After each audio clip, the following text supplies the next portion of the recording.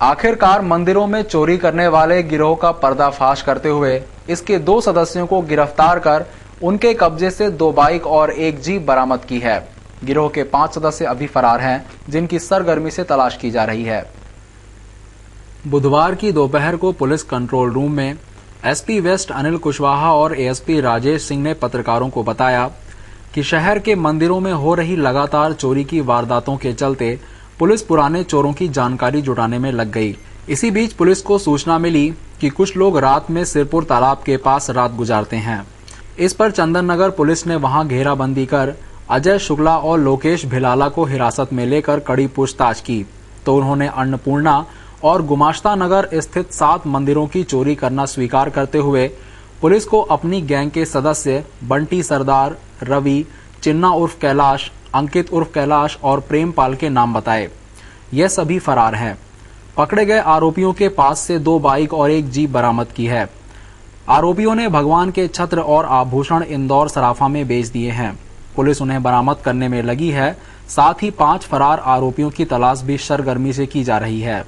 विभिन्न मंदिर हैं, आपको मंदिरों का भी नाम बताता हूँ। ये मंदिर शायद आपके उसमें लिखा हुआ है, राधा कृष्ण मंदिर है, फिर आपका फूटी कोटी हनुमान मंदिर है, महादेव मंदिर है, दत्त मंदिर, साईं बाबा मंदिर, राम मंदिर कॉलोनी, राजेंद्र नगर के जैन मंदिर। ये सारी चोरियां इन लोगों ने बताई कि ये चोरियां हम लोगों ने किया है। और चोरी के लिए मोडस ऑपरेंडी के तौर पे 2 तरीके अपनाते थे। इनके चोरी की मोटरसाइकिल भी मिली है, 2 मोटरसाइकिल मिली है, 1 जीप भी मिली है। तो ये मोटरसाइकिलों से जाते थे, आम आदमी को शंका नहीं होता था, मोटरसाइकिल खड़ा करते थे और जाकर के ताला तोड़ा, क्योंकि मंदिर अक्सर सूने रहते थे, ताला तोड़ा, दान पेटी और छत जो भी मिलता था ले आते थे। और उसके बाद इनकी गैंग फिर बैठ करके शराब पीती थी, खाना वाना खाते, 2-3 दिन तक खाना खाए, पैसा वैसा खर्चा किया, फिर खत्म हो गया, फिर दूसरा टारगेट ले लिया जो है। तो सामान्य तौर पर जब लिखाई गई थी तो कई में बताया गया 50,000 की संभावित राशि हो सकती है, पर इनसे पूछताछ पता लगे कि वो राशि उतनी नहीं होती थी, कम राशि मिलती थी। तो जैसे 4-5 दिन तक खर्चा किया, खत्म हो गया, तो नेक्स्ट डे दूसरा टारगेट हो गया। इन्होंने कुछ छत चुराए हैं, जिसका इन्होंने बताया कि यहीं के सराफा क्षेत्र में बेचना बताया है। उसमें हम अभी रिमांड लेकर उनसे उन चीज़ों को रिकवर करेंगे जो है। फिलहाल इनसे 1 जीप और 2 बाइक, 1 बाइक है, 1 बाइक और मिलने की, 2 बाइक है। और इनके जो 5 साथी हैं, जिनका नाम इसमें मेंशन किया है, अब मैं पढ़ देता हूँ। ये वो साथी हैं जो फरार हैं।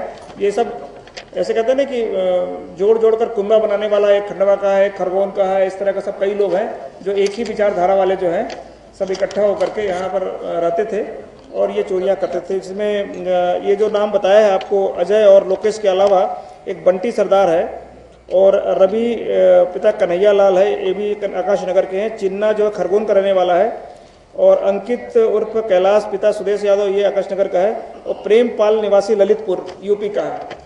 ये सब अपराधी टाइप के हैं, अपराधी छोटे मोटे अपराध करते रहे, चोरियां करते रहे। इन्होंने ये बताया कि यही नहीं, इन्होंने आसपास के जिलों में भी, देवास, बड़वानी, इन जगहों में भी कई चोरियां की है।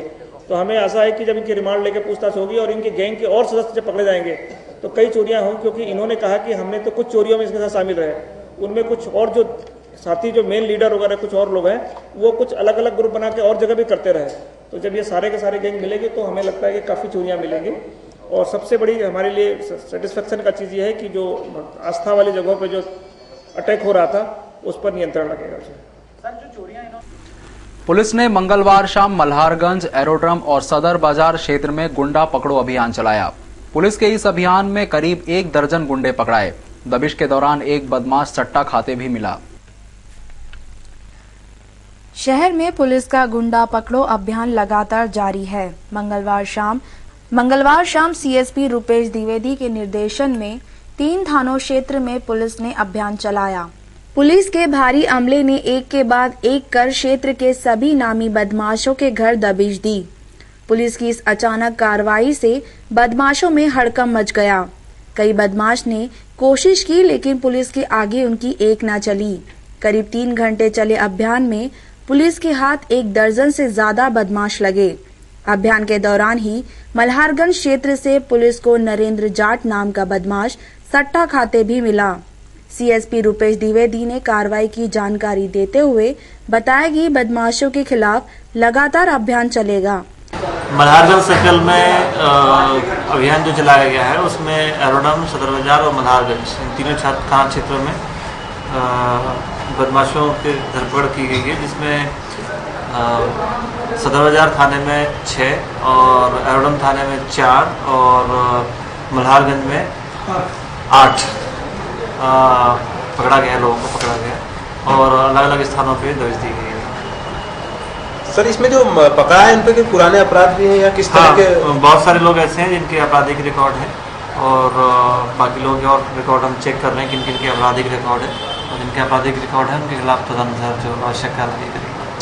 पंजीयक कार्यालय में उस वक्त हड़कंप मच गया जब संभाग वरिष्ठ जिला पंजीयक के दफ्तर में संभाग के उप महानिरीक्षक सर्वे करने के लिए पहुंचे। बताया जा रहा है कि संभागीय विभाग को जिला विभाग के संदर्भ में शिकायत प्राप्त हुई, लिहाजा संभाग के डीआईजी डीएम कसोटिया वरिष्ठ जिला पंजीयक यूएस वाजपेयी के कार्यालय पहुंचे और दस्तावेजों की जांच की। करीब 2 घंटे चली इस जांच में डीआईजी डीएम कसोटिया ने कई फाइलों का निरीक्षण किया। हालांकि पूरे मामले को गोपनीय रखते हुए डीआईजी साहब ने कैमरे के सामने कुछ भी बोलने से इनकार कर दिया और वरिष्ठ जिला पंजीयक के साथ कार में बैठकर निकल गए।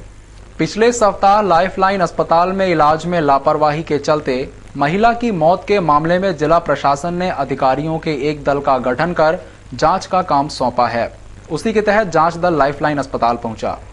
गौरतलब है कि पिछले सप्ताह एक महिला के बच्चेदानी में गांठ का ऑपरेशन लाइफलाइन अस्पताल में किया गया था, लेकिन ऑपरेशन टेबल पर महिला का पेट चीरने के बाद डॉक्टर ने परिजनों से 4 लाख रुपए की मांग की, जिसे देने में परिजनों ने अपनी असमर्थता जताई। उसके बाद डॉक्टर ने महिला का ऑपरेशन ना करते हुए उसका पेट वापस सिल दिया था, जिसके चलते महिला की मौत हो गई। मौत के बाद परिजनों द्वारा अस्पताल में जमकर हंगामा मचाया गया, जिसके बाद कलेक्टर ने जांच के आदेश दिए थे। उसके तहत जांच दल ने अनेक बिंदु बनाए, जिसके आधार पर जांच की जा रही है। साथ ही जांच दल डॉक्टर सुष्मिता मुखर्जी के क्लिनिक की भी जांच करेंगे। इस मामले में जिला प्रशासन ने एक विज्ञप्ति जारी की है, जिसमें कहा गया है कि कोई भी व्यक्ति जो इस मामले में कुछ कहना या बताना चाहता है, वह कलेक्टर ऑफिस या मुख्य चिकित्सा एवं स्वास्थ्य अधिकारी के ऑफिस में आकर अपने बयान दर्ज करवा सकता है। जांच के बिंदुओं में सभी तथ्यों को ध्यान में रखा जा रहा है। साथ में उसमें नर्सिंग होम एक्ट का भी उसमें उल्लेखन है, तो उस उल्लेखित नर्सिंग होम एक्ट के द्वारा सारी चीज़ों को भी देखा जा रहा है कि हॉस्पिटल मैनेजमेंट द्वारा भी यदि उस एक्ट का पालन किया जा रहा है या नहीं। ये सारी चीज़ों का भी प्राइमरी बेसिस जांच की जा रही है। सर, शुरुआत में आपने किन किन चीज़ों पर जाँच की है? अभी नर्सिंग होम एक्ट और जो वहाँ के रिकॉर्ड्स हैं, ये दोनों चीज़ हम देख रहे हैं। हमारा फोकस इन 2 बिंदु पे मेन है, क्योंकि जांच में इन 2 बिंदुओं के ऊपर मेन फोकस किया गया, तो हमारा मेन उद्देश्य उसी में है। दूसरा ये भी है कि हमने इसमें सार्वजनिक रूप से विज्ञप्ति भी जारी की है कि इस केस में जो भी अपना एविडेंस देना चाहता है या कोई अपनी कथन रखना चाहता है या अपनी बात कहना चाहता है, तो वो हमारे समक्ष में बात रख सकता है। सर, इसमें संबंधित अस्पताल से जांच हो रही है, लेकिन क्या संबंधित पक्ष जो बात? हाँ, संबंधित पक्ष के साथ में ही मैंने कहा कि हमने सार्वजनिक रूप से विज्ञप्ति जारी की है कि संबंधित पक्ष के साथ में भी यदि रेदर देन यदि कोई अन्य व्यक्ति भी अपनी बात रखना चाह रहा है या अपनी चीज़ें या कुछ इसके बाद में एक्स्ट्रा एविडेंस है वो रखना चाह रहा है, तो वो अपनी बात हमारे कलेक्टर कार्यालय में भी कर सकता है या सीएमएचओ कार्यालय में भी अपने कथन दर्ज करा सकता है। Price and money circular. बुधवार को निगम की रिमूवल गैंग ने पीडब्ल्यूडी के सब इंजीनियर के सरकारी क्वार्टर में किए गए अतिक्रमण को हटा दिया।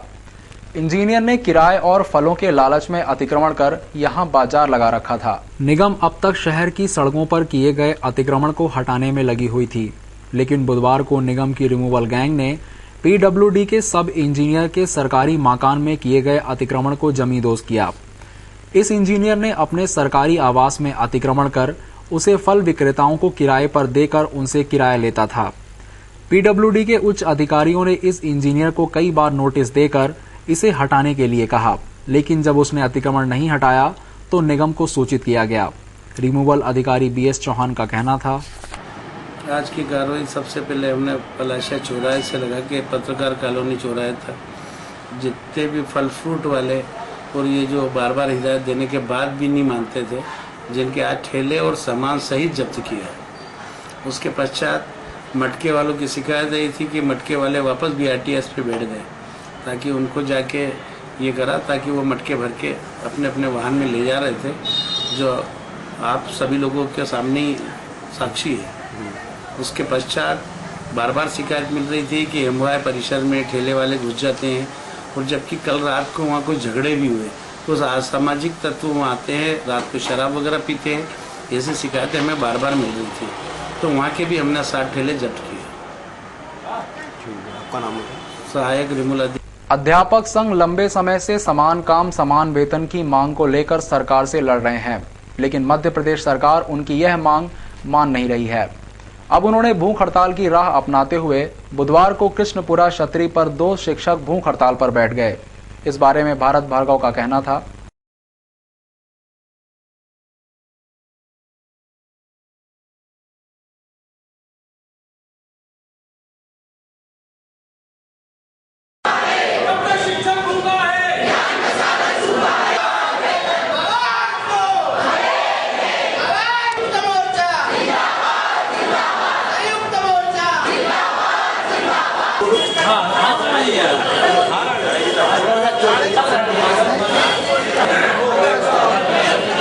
की संख्या कल से और बढ़ जाएगी। जिस प्रकार से मध्य प्रदेश सरकार का अत्याचार बढ़ रहा है, उसी हिसाब से हम लोगों का आक्रोश मध्य प्रदेश सरकार के खिलाफ बढ़ता जाएगा। और जब तक शिक्षा विभाग में संविलियन और समान कार्य समान वेतनमान हमको नहीं मिलता है, ये आमरण अनशन की संख्या पूरे मध्य प्रदेश में ब्लॉक स्तर पर, जिले स्तर पर बढ़ती रहेगी। यशवंत क्लब पदाधिकारियों के बीच जारी वर्चस्व की लड़ाई अब थाने जा पहुंची। मंगलवार रात क्लब के सचिव ने अपने समर्थकों के साथ मिलकर क्लब के चेयरमैन के खिलाफ एक शिकायती आवेदन तुकोगंज थाने में दिया। सचिव ने चेयरमैन पर फेयर मिनट बुक में गड़बड़ी का आरोप लगाया है। चेयरमैन ने मामले में कहा कि सचिव अपनी कुर्सी बचाने के लिए इस तरह के हथकंडे अपना रहे हैं। शहर का नामी यशवंत क्लब इन दिनों तरह तरह के मुद्दे को लेकर चर्चा का विषय बना हुआ है। टैक्स का मामला अभी शांत हुआ नहीं और मंगलवार रात फिर नया विवाद सामने आया। दरअसल क्लब के सचिव सुनील बजाज अपने समर्थकों और क्लब के कर्मचारियों के साथ तुकोगंज थाने पहुंचे।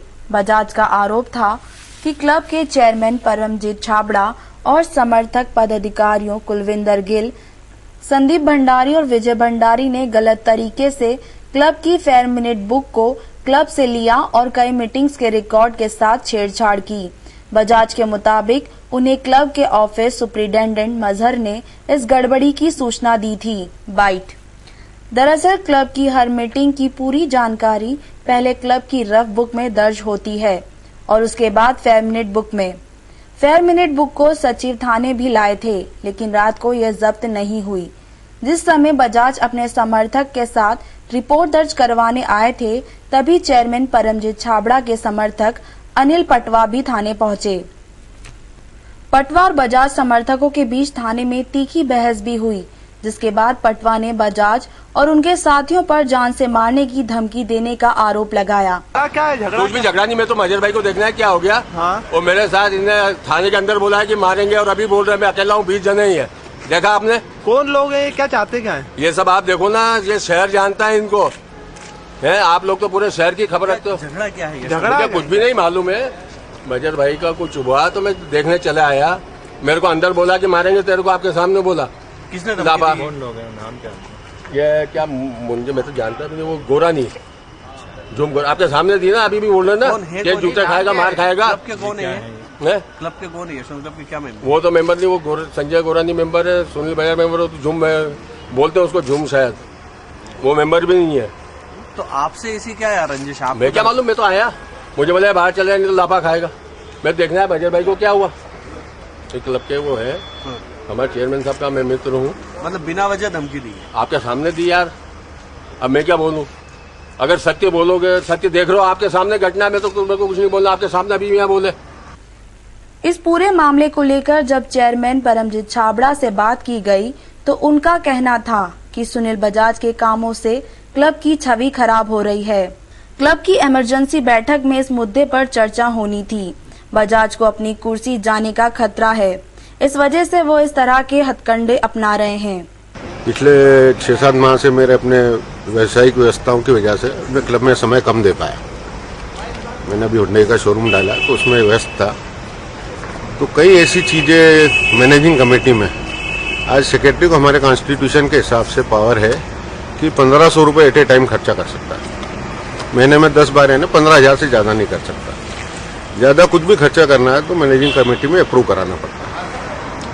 तो ऐसे कई खर्चे इन्होंने कर दिए लाखों में, जो मैनेजिंग कमेटी में अप्रूव नहीं कराए। फिर भी हमने क्लब की पॉजिटिविटी देखते हुए इस चीज़ पे ज़्यादा जोर नहीं करा कि भाई चलो देखते करते हैं। अब इन्होंने कुछ फेयर मिनट्स मेरे पास पहुँचाया कि आप साइन कर दें साहब। मैंने कहा जो चीज़ मैनेजिंग कमेटी में डिस्कस ही नहीं हुई, रफ मिनट्स में जो दर्ज नहीं है, उसको फेयर मिनट्स में आप कैसे ले रहे हैं? तो उसके ऊपर अब मैं अपने हस्ताक्षर नहीं करूँगा। मिनट्स पे पूरा अख्तियार जो रहता है क्लब का, पूरा कॉन्स्टिट्यूशन की जिम्मेवारी रहती है, वो चेयरमैन की रहती है, तो उस पर अपन ने हस्ताक्षर नहीं करे। अभी विगत कुछ दिनों में आपने पेपरों में भी पढ़ा होगा कि एशियन क्लब पे 20 लाख की कमर्शियल डिपार्टमेंट ने डिमांड निकाल दी। वो इनसे पिछली 6 माह की मीटिंग में मैनेजिंग कमेटी में, हमारा मैनेजिंग कमेटी में जो भी निर्णय होता है विथ मेजॉरिटी होता है। Chairman, secretary, treasure, joint secretary 4 एक तरफ भी हो जाए और 5 कमेटी मेंबर एक तरफ हैं, तो 5 मैनेजिंग कमेटी मेंबर जो कहेंगे वो मान्य होता है। मतलब पोस्ट का इतना महत्व नहीं, मेजॉरिटी ऑफ मैनेजिंग कमेटी की ही बात को मान्य किया जाएगा हमारे संविधान के अनुसार। दरअसल क्लब के चुनाव में छाबड़ा और बजाज की पैनल के बीच मुकाबला हुआ। क्लब में वर्चस्व को लेकर दोनों पैनल के लोग एक दूसरे को नीचा दिखाने का कोई मौका नहीं छोड़ते हैं। ताजा मामला तुकोगंज थाने में सामने आया। अब मामले में पुलिस जांच करेगी। बाइट। बुधवार को भारतीय किसान संघ के बैनर तले इंदौर और आसपास के इलाकों के किसानों ने मंडी में चल रही हम्मालों की हड़ताल की वजह से अनाज मंडी को शीघ्र चालू करवाने के लिए कलेक्टर को ज्ञापन सौंपा। अनाज मंडी में हम्मालों की हड़ताल के चलते इंदौर और उसके आसपास के किसान अपनी फसलें नहीं बेच पा रहे हैं, जिसकी वजह से किसानों को आर्थिक नुकसान हो रहा है। बुधवार को भारतीय किसान संघ के बैनर तले सैकड़ों किसानों ने कलेक्टर कार्यालय पर प्रदर्शन कर ज्ञापन सौंपा।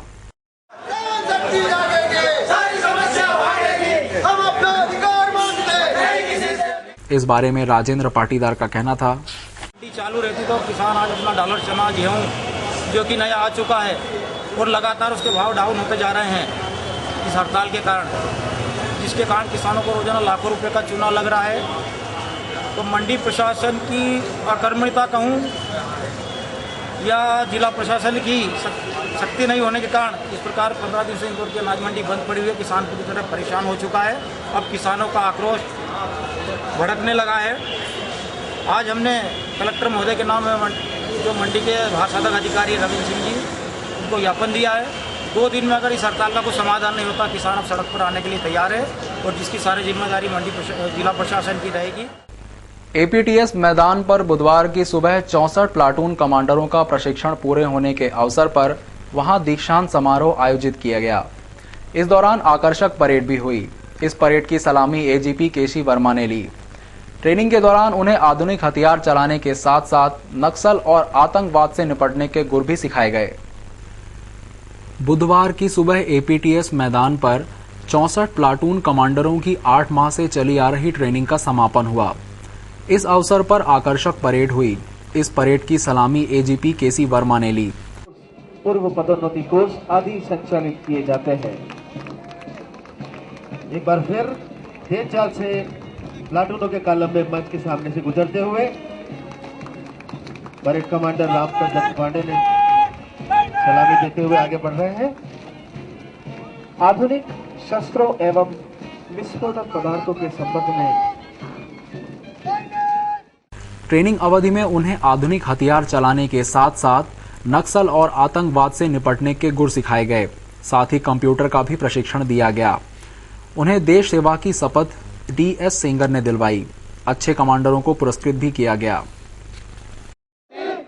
पुलिस आचरण संहिता के प्रति श्रद्धा तथा सत्यनिष्ठा रखूंगा। मैं अपने पद के कर्तव्यों का निर्वहन सत्यता, निष्पक्षता तथा दृढ़ता से करूंगा। मैं ईश्वर को साक्षी रखकर